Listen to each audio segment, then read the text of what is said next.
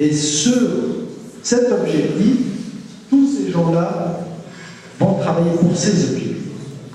On a un projet de société qui est différent au projet de société du parti majoritaire, et c'est sur cela qu'on peut travailler ensemble. C'est le projet de société qu'on voit pour la Tunisie.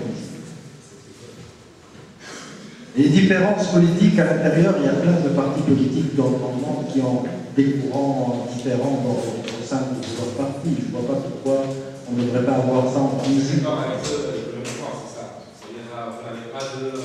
On aura un programme commun pour créer le travail. On aura un programme social commun. Qui ressemble beaucoup aussi au programme de TACAP. Et on aura une vision d'une société qui est différente à la vision de la société que veut le parti majoritaire aujourd'hui à l'Assemblée. Vous voulez rajouter quelque chose? Oui, rapidement, je ne vais pas répéter ce que j'ai dit sur la justice transitionnelle une nouvelle fois. Là, par contre, sur l'identité des partis politiques.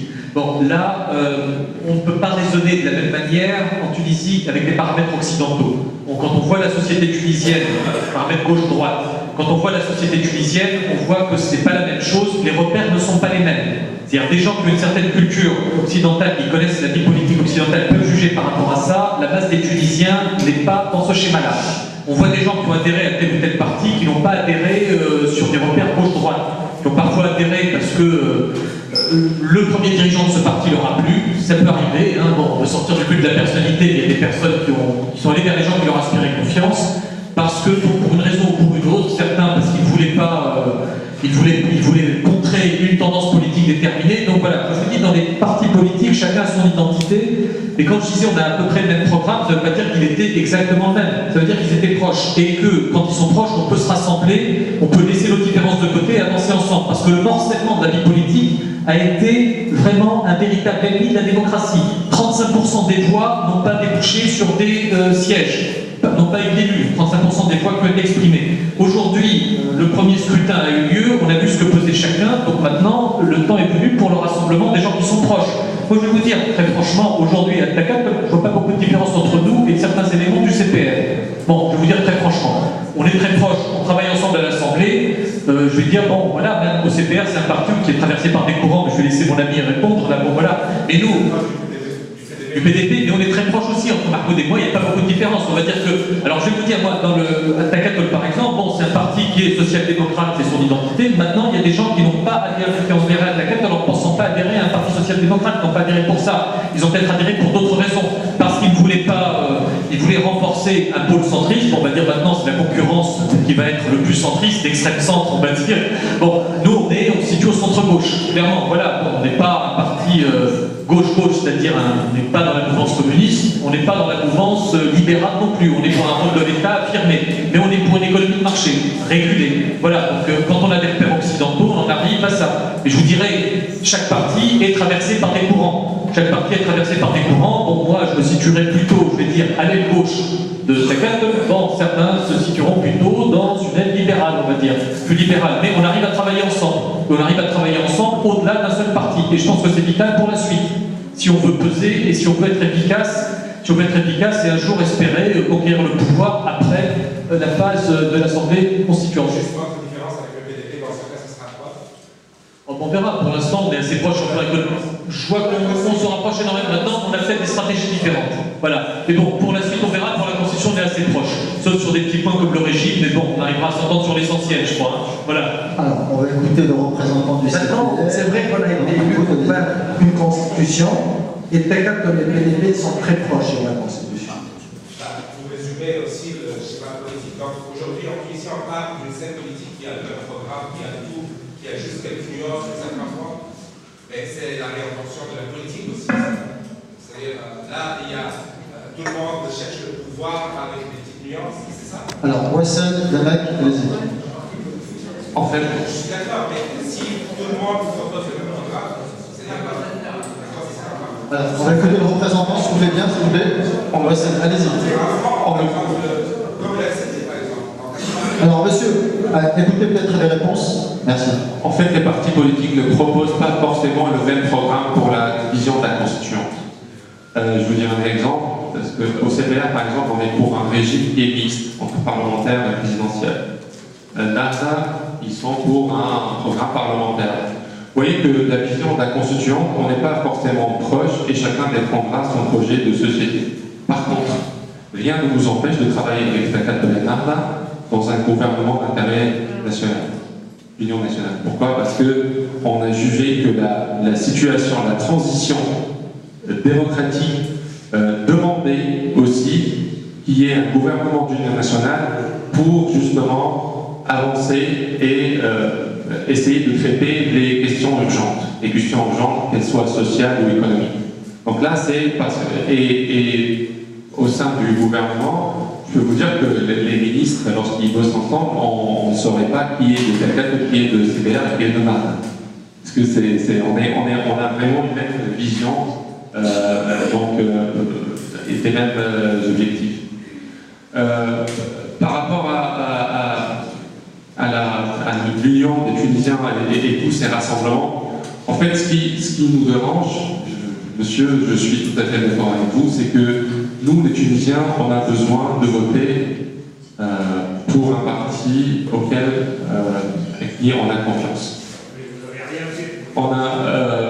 Je vais y venir. Donc, la confiance, bien sûr, depuis 70 ans, on peut pas. La confiance, elle est complètement perdue. Et ce qu'on est en train de faire, c'est de réconcilier les Tunisiens avec les partis politiques, entre autres. Ce que nous avons essayé au sein de CPR de mettre la CS les moralités au sein de la politique. Même si c'est très difficile comme objectif, mais il faudrait essayer de virer plus vers ces idéaux plutôt que de se dire allez, on va faire avec les anciens qui étaient là. Mais ceci dit, le courant réformateur, les réformes de fond, nous on était les premiers à dire il faut tracer tout. Mais lorsqu'on essaie de mettre ça en pratique, il se trouve qu'on a besoin de continuer avec la même administration, avec les mêmes gens qui étaient là avant, avec les mêmes mentalités. Le plus gros qui reste à faire, ce sont les mentalités. C'est la révolution qui va arriver maintenant, qui a été entamée, ce sont les mentalités surtout. C'est des Tunisiens qui se disent qu'il y a des gens qui pensent à l'intérêt général sans qu'ils pensent forcément à leurs intérêts personnels. Donc c'est de dire qu'il y a des gens, oui, qui sont actifs, comme la demoiselle, et qui ne pensent pas avoir un poste quelque part ou à bénéficier de quoi que ce soit. C'est de se dire qu'il y a des gens qui vont penser à l'avenir de nos enfants pour qu'on ne retombe pas dans les mêmes erreurs et qu'ils se disent que finalement, écoutez, moi je le fais, je consacre une partie de mon temps, de tout ce que vous voulez, pour qu'un autre jour, mon enfant ne soit ni torturé, pour que le mérite paie, pour qu'on soit dans une société la plus équitable possible. Donc là, cette vision ce projet de société, c'est celui-là qui nous porte tous finalement, et qui forcément nous donne cette méfiance par rapport à ceux qui ont travaillé avec l'ancien régime.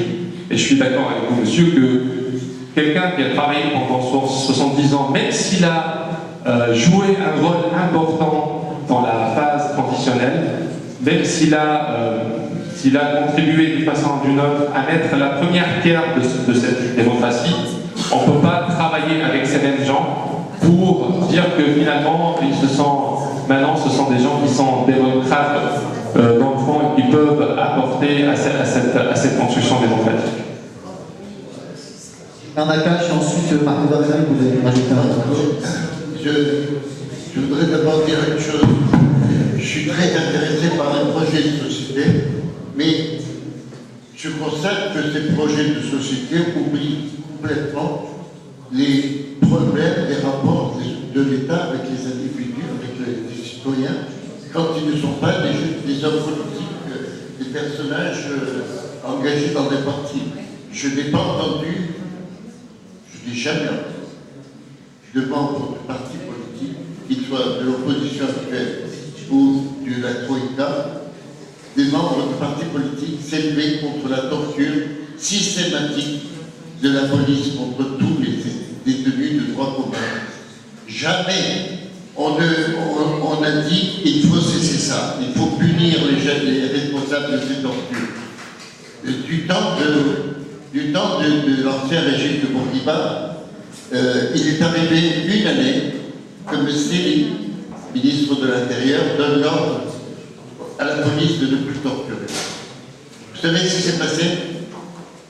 Ils n'ont plus torturé. Et pendant un an, ceux d'entre nous et les petits voleurs à la tire étaient tranquilles, ils étaient interrogés poliment, sans qu'on leur arrache les vêtements, sans qu'on les accroche à des barres de fer, sans qu'on leur mette de l'électricité, etc. Ce qui veut dire que le gouvernement actuel est encore sous la domination de l'administration du RCD et dépend du RCD. Dada a essayé de manger, d'absorber les fonctionnaires, les membres de l'appareil du RCD. En réalité, ce sont les membres de l'appareil du RCD qui sont en train de le manger. Et ce qui est en train de se passer est quelque chose de dramatique.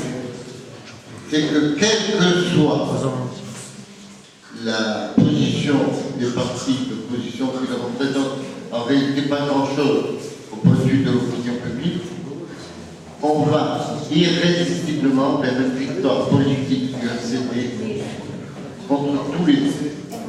Parce que chaque décision, chaque atermoiement, chaque hésitation du gouvernement actuel dans les trois priorités qu'il y a, absolues, qui existent et qui ne sont absolument pas charia dans la Constitution ou pas charia, qui sont de rendre, de donner du travail, de réaliser la justice transitionnelle, de rendre la sécurité pour qu'on puisse réellement démarrer.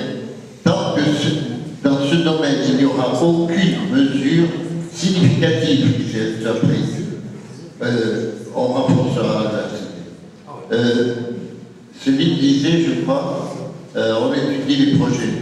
Mais, cher ami, tu dois savoir qu'il y a au moins 5 ou 6 projets d'envergure qui sont subventionnés par la Banque mondiale et par des organismes étrangers, qui sont payés, qui sont finalisés et qui ne démarrent pas parce que l'administration s'y oppose. Que la première chose à faire, c'est peut-être d'aller fouiller un peu dans les administrations nouvelles que vous avez prises en tant que parti dominant, non parti majoritaire, d'aller voir ce qu'il y a avant d'aller chercher de l'argent au Qatar. Les entrepreneurs tunisiens vous disent on est prêt à mettre de l'argent, on est prêt à investir. Et vous leur dites non, on va aller voir les Qataris, les Koweïtiens, la Banque mondiale, la France. Non, ça, si vous faites ça, c'est parce que, en tant qu'État, en tant que parti d'un État centralisé qui se prépare, tous, vous êtes des partis uniques en projet. Et pour que ces partis uniques soient plus efficaces, un certain nombre d'entre eux se réunissent. Et le discours était au début une coalition. Au début, l'unité nationale que prenait le discours était l'unité entre différentes tendances et différentes classes. Vos partis du centre ou du nord ou du sud sont exactement la même chose. Et ça n'a pas empêché le discours de devenir un parti unique et puis de donner le RCD. Alors,